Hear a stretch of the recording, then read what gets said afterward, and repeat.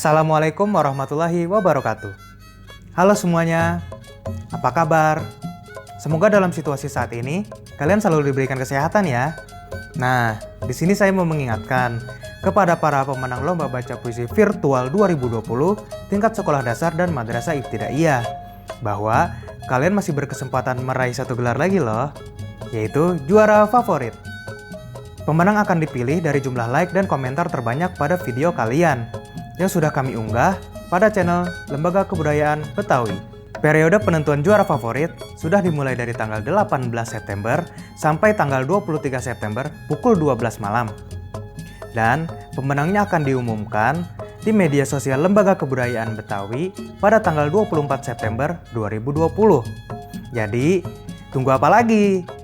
Share video kalian sebanyak-banyaknya agar peluang menjadi juara favorit semakin besar.